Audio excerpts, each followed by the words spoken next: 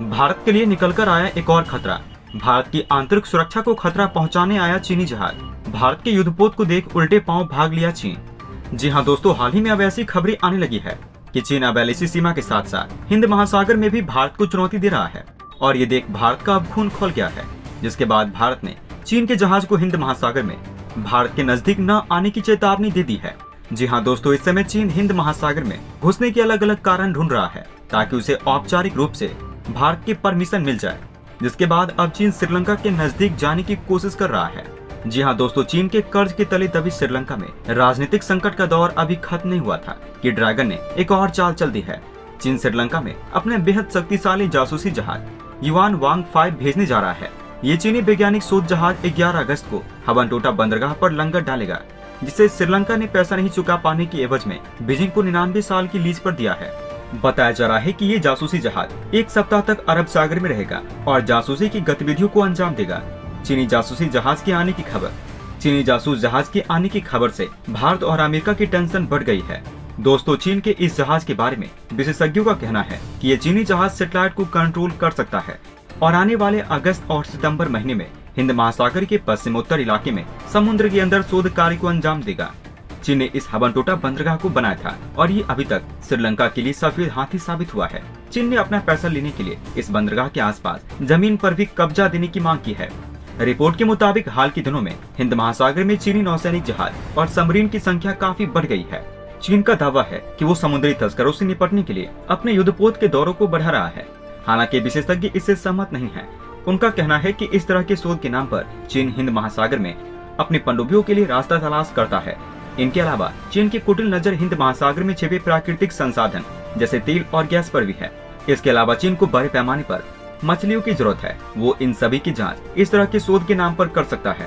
दोस्तों, चीन प्रशांत महासागर से लेकर हिंद महासागर तक शोध के नाम पर जासूसी करता रहता है। चीन की सेना के मुताबिक स्वदेश में बना तीसरी पीढ़ी का ये जहाज स्पेस क्राफ्ट की निगरानी करने में सक्षम है। चीन की समुद्री निगरानी क्षमता की रीढ़ कहा जाता है। चीन ने इस जहाज की मदद से अपने अंतरिक्ष स्टेशन शenzhou, चंद्रमा पर भेजे गए प्रोब, मंगल ग्रह की प्रोब और बायडू सैटेलाइट की लॉन्चिंग की सफलतापूर्वक निगरानी की थी। पिछले साल ये जहाज 256 दिनों तक समुद्र में रहा था। इस जहाज में बहुत शक्तिशाली एंटीना लगे हैं जो उसे लंबी दूरी तक निगरानी करने में मदद करते हैं। अरब सागर में जासूसी करने से भारत और अमेरिका की टेंशन बढ़ सकती है। हिंद महासागर में ही अमेरिका का नौसैनिक अड्डा डियागो गार्सिया भी मौजूद है। जी हाँ दोस्तों, इससे पहले भी एक चीनी जहाज अंडमान निकोबार द्वीप के काफी नजदीक पहुंच गया था। दोस्तों, साल 2019 में चीन का एक रिसर्च वेसल सियान-1 भारत की समुद्री सीमाओं में शोध करने के इरादे से अंडमान निकोबार द्वीप समूह तक पहुंच गया था। चीनी जहाज को पोर्ट ब्लेयर के करीब देख भारतीय नौसेना ने अपने ही टोही विमान पीएटआई को भेजा और उसे ट्रैक कर लिया, जिसके बाद भारतीय नौसेना के द्वारा चीन के उस जहाज को घेर लिया गया था। तकरीबन 1 घंटे बातचीत के बाद भारतीय नौसेना ने चीनी जहाज को चेतावनी देकर भारत की समुद्री सीमाओं से खदेड़ कर बाहर कर दिया था। चीन की ये जासूसी जहाज समुद्र में डीप सी माइनिंग, ओशनियोग्राफी और साइंटिफिक रिसर्च के लिए हिंद महासागर में आते रहते हैं। भारत ने चीन को साफ कह दिया था कि वो अपने जहाज हमारे विशेष आर्थिक क्षेत्र में भेजने से पहले अनुमति ले।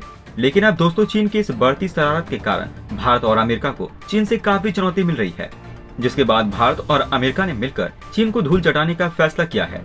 और जैसे ही भारत को पता चला कि चीन का जासूसी जहाज 11 अगस्त तक हिंद महासागर में आ जाएगा, वैसे ही भारत ने ऐसी चाल चली कि चीन के जासूसी जहाज के हाथ पांव फूल गए। जी हाँ दोस्तों, भारत सरकार ने भारतीय नौसेना को बीते गुरुवार यानी कि 28 जुलाई को देश के पहले स्वदेश निर्मित विमान वाहक पोत आईएनएस विक्रांत की डिलीवरी अपने निर्माता कोचीन शिपयार्ड लिमिटेड से 15 अगस्त को निर्धारित कमीशन से पहले कर दी है।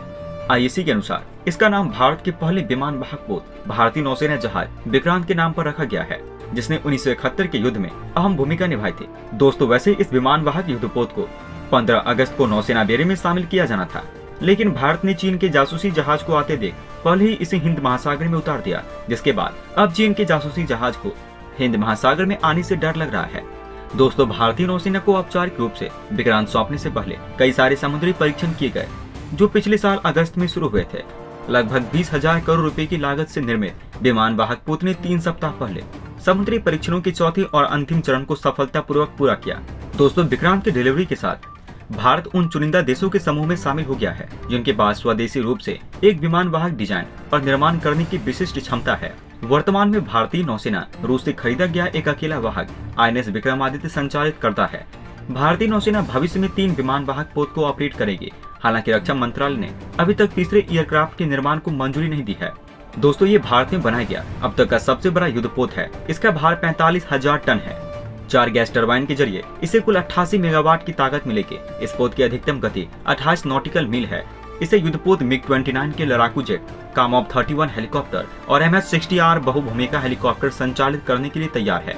इसमें 2300 से अधिक डिब्बे हैं, जिन्हें लगभग 1700 लोगों के दल के लिए डिजाइन किया गया है।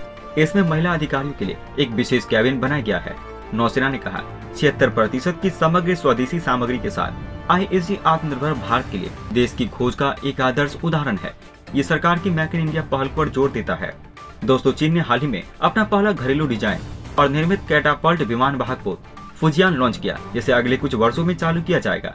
चीनी PLA नौसेना वर्तमान में 2 वाहक लियोनिंग और सेडोंग संचालित करती है। विक्रांत ने भारत को एक चुनिंदा लीग में शामिल कर दिया है। अभी तक केवल संयुक्त राज्य अमेरिका, यूनाइटेड किंगडम, रूस, फ्रांस और चीन के पास विमान वाहक पोत बनाने की क्षमता है। विक्रांत MiG-29 के लड़ाकू जेट, काम-ऑफ-31 helicopter, MS-60R multi role helicopter, उन्नत हल्के हेलीकॉप्टर और हल्के लड़ाकू विमान सहित 30 विमानों से युक्त एक एयर विंग का संचालन करेगा। अब दोस्तों, इसके बाद चीन का जासूसी जहाज युआन वांग 5 हिंद महासागर में आने से डर रहा है, क्योंकि दोस्तों अब भारत ने दक्षिण चीन सागर से लेकर हिंद महासागर तक चेकिंग का जाल फैला दिया है। जिसके बाद अब चीन का जासूसी जहाज युआन वांग 5 अपनी यात्रा में कई बार भारत की निगरानी से गुजरेगा।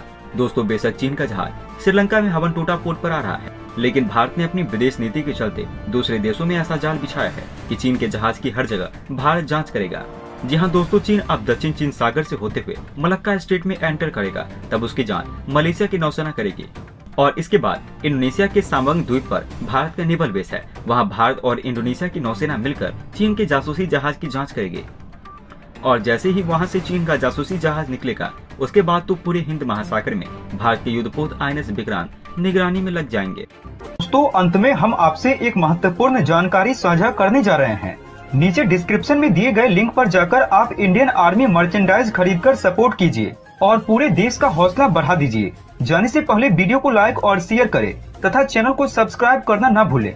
तब तक के लिए धन्यवाद। जय हिंद, जय भारत। अच्छा सुनो, चैनल को सब्सक्राइब करो, उसके बाद घंटी बजा देना ताकि अगली वीडियो आपसे मिस न हो पाए। Thank you.